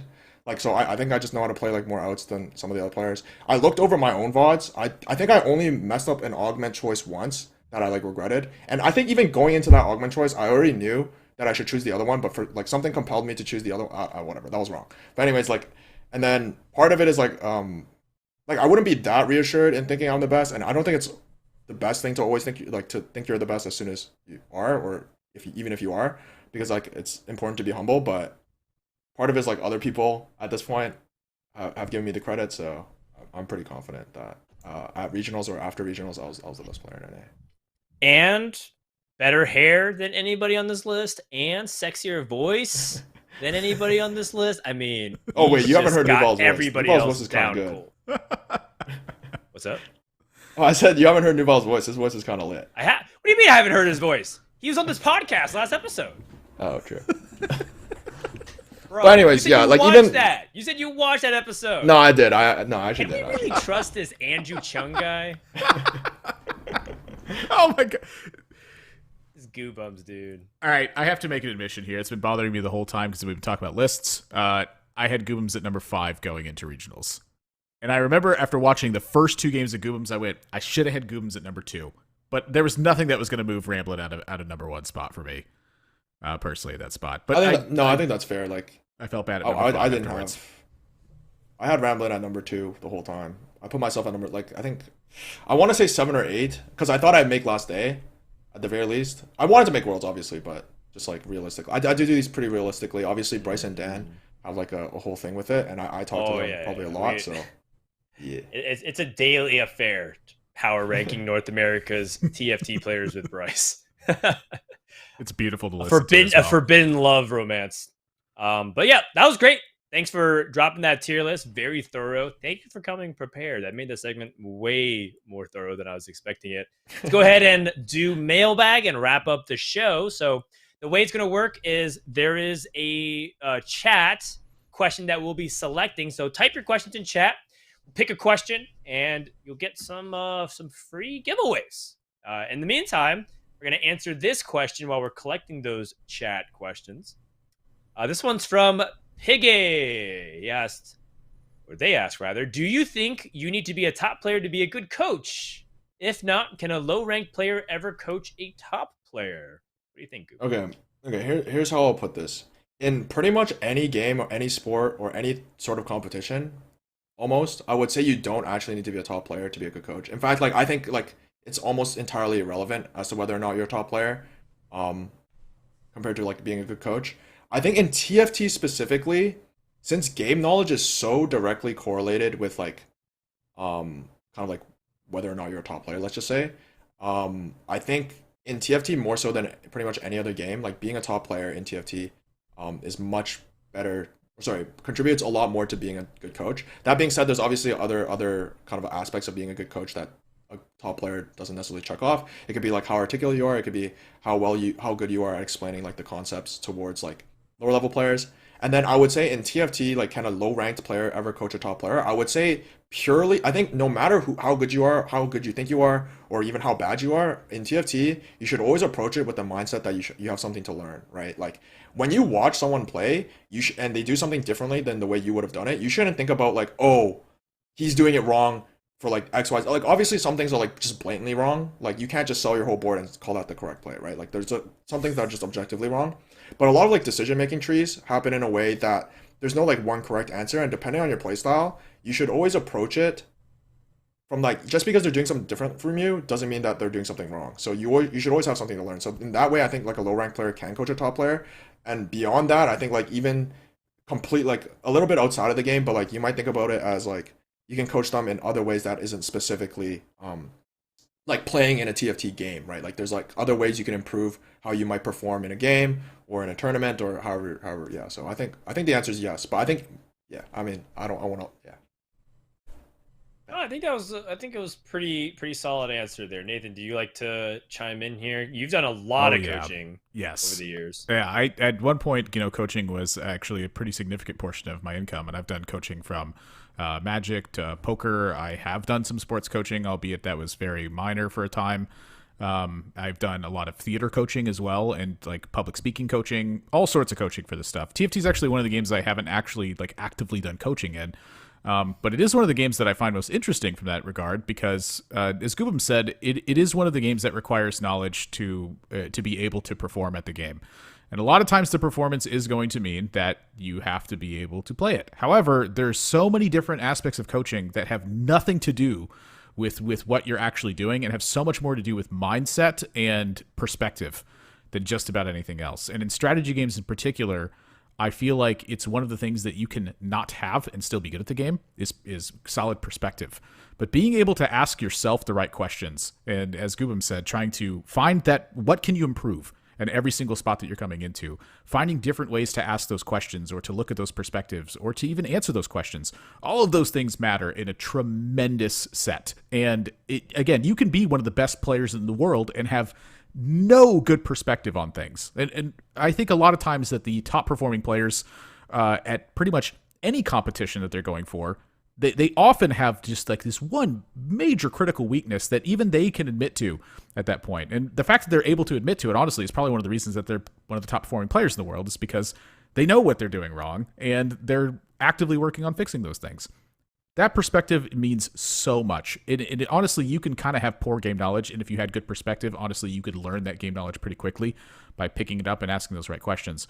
But game knowledge is going to be number one here in TFT, and then number two, I think, is going to be your micromanagement perspective. This is coming from the perspective of the fact that I literally could not play the game for a while due to an injury. And then number three, I think, will be perspective. If you can ask the right questions, you can find the right answers, and that's how you get the game knowledge. I think you dropped a lot of valuable information. I was trying to get Google's attention to pick a chat question to wrap it up. I think coaching is extremely valuable. I think it's fantastic. I think the second part is probably the most intriguing. Can a low-ranked player ever coach a top player? I think a low-ranked player can certainly offer advice or even just like pose questions that can be helpful. I think one of the more interesting things is Socks. Actually really enjoys reading his chat because he says that sometimes even like the plat and gold level players, asks him profound questions that make him reevaluate his own gameplay. And it's really funny. There's a video, just as Guubums read through this question, there's a video that Sox released yesterday called Perfect Zero in TFT.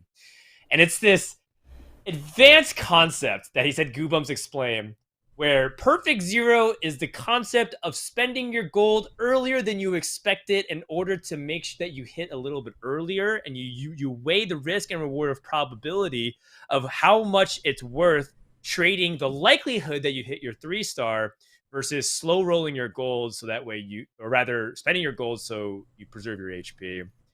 And then what's really funny to me is that stood out to me because I was like, this is what people do at Gold and Plat, except they don't think about that. They just spend their gold and try to roll for 3-stars. And it's hilarious because it's a strat that you'll see both at Gold and Platinum and High Challenger. And it really is about the context going to that decision that makes all the difference, despite the fact that the plays might look similar on the surface. I just thought that was pretty funny. Okay, excuse me. We have our giveaway winner. Nathan, I'm choking on air apparently. So well, you've been doing a lot of talking on this one. I mean, some water. You take it. I'll be right back. I mean, Dan's been the hard carry in this one. So the giveaway winner, AQWSZOOOO. What is the range of skill difference between players in the tournaments? Is it really small, as people say it is? I think this is a great question, and Guubums, I'd like to hear your perspective on this, and how kind of give me a couple of different angles on this one, which is how small is it if it's that small, how large is it if it's that large, and how big of an impact do you think that makes on tournament outcome? Okay, so pretty much what I will say is that to answer the question how the person wants it answered, I think I would say that the different skill difference between people in tournaments is actually like enormous. You watch, okay, the thing is, you will like listen to prominent TFT players say a lot, or TFT personalities say a lot, like, oh, that, you know, like you just like the game is luck. Don't get me wrong, and you can certainly like progress through a tournament doing like suboptimal plays through luck, and you can certainly like get bombed out despite playing really really well, right? And that's like a matter of fact. I think there is an element of truth to there being a small skill difference between top players, but I think a lot of it going into tournaments has to do with form and preparation. So like I think like in like a vacuum, the skill difference between like one top player to another might be like relatively small, but like if a patch, for example, favors like one player's playstyle more and they prep better, then that player I think on average will do a lot better. And the thing is, when a lot of people say this stuff, and this is no slight to anyone who has said this stuff, because like at the end of the day it really is just a disagreement, but I think a lot of top players don't actually watch other people play all that much. They make assumptions in their head based on like what they've seen here and there, but like if you like, it's completely different watching like someone's perspective from start to finish in a game and actually like noticing the mistakes that they're making.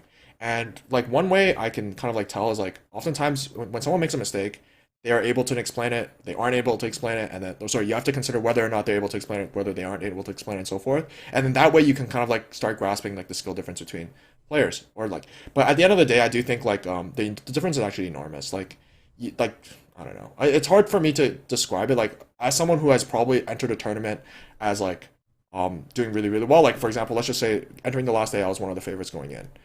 So I know I kind of like I've kind of like experienced the feeling of like let's say being on top. Whereas like I've certainly entered tournaments where like once again I've bombed out as literally last place in so many tournaments. Like I know what it feels like to kind of like be underprepared or like be not informed, right? So I think like that difference like plays a huge role. But I think like in terms of like in a vacuum, maybe the skill difference is probably not nearly as massive. But I think like for example, people attributing certain things to luck. There at the end of the day there will always be an element of luck. But I think like you like across enough, I think like honestly 6 games is like it is a decent pretty good sample size. I don't think it's perfect, but like I think it's actually good enough to determine like to see skill differences in people's play. And I think actually like Socks a couple kind of like a while back really convinced me of this. I can't like really go into like the entire story, but he really convinced me of this a while back. So yeah, I hope that answers the question. I think it was a good question, so and I wanted to talk about that. Great question. It's a great question, and I think we have to cut it off there just because we're out of time. We're already over time, but it was great because this was a very informative episode, and I feel like we got a lot of good discussion. So let's go ahead. Thank you to everybody who submitted questions. Thank you everyone who tuned in the entire time. Let's get some final words and thoughts on this episode of Teamfight Talkshow, starting with our guests, Mr. Guubums. Oh wait, sorry. What's going on? We're wrapping up the show. So give me some Oh. final thoughts. Oh yeah. I'm gonna win Worlds for NA. I've been watching. Yeah, I've been watching esports for a long time, and NA doesn't do so hot, so I'm down to win. Yeah. I'm down for North America to do something in esports as well. Yes. And I think Guubums will be a big part of that. That would be really dope. I agree. Admirable? Oh, also Um, like shout out to like sorry, real quick, Nathan. Yeah. Shout out to like I guess all the people who support me and I guess you too as well. Obviously, we talk a lot outside of the show as well. So thanks for being great friends, and for everyone else who supports me, I appreciate it as well. That's a big thumbs up. That's sweet. For me, this is the first time I'm going to be sitting here, and definitely going to be sitting here again. That feels great. It's fantastic. Dan, big thanks to you for helping me just to accomplish a lot of this stuff. I feel like my TFT knowledge would not even be close to where it is right now without the help that you have given. Most specifically on this one. But I did want to point out that I was the 3-cost unit in this one. And like there's very few 3s I want to reroll right now, but I can think of tons of 2s that I want to reroll and tons of 5s where I'm like, please give me the 3rd one. I need that. I need the Samurai right now. Like that moment feels like it's coming up a lot right now. We can trade if you like. Yep. This has been episode 50 of Teamfight Talk Show. Nathan will be our long-term permanent host. Doesn't mean that Doa won't ever come back, but we do wish Doa the best of luck. He is deeply missed. If you missed any portion of this episode, you can watch the VODs right here at twitch.tv/GiantSlayerTV, as well as how we upload it to our podcast feeds. Make sure to check that out. 2 weeks from now, we might have a change in terms of how we do our scheduling. Please follow us on Twitter as well, which is, as you can see, I just want to make sure I get this right. I'm going to twitter.com. It's GiantSlayerTV. TFT, GiantSlayerTFT. Sorry, I just want to make sure I'm getting it right because I don't want to redirect the traffic to the wrong way. But that's going to do it for us this time around. So we'll keep you posted. And until then, this has been Teamfight Talk Show with Frodan, Guubums, and Admirable. We'll see you next time.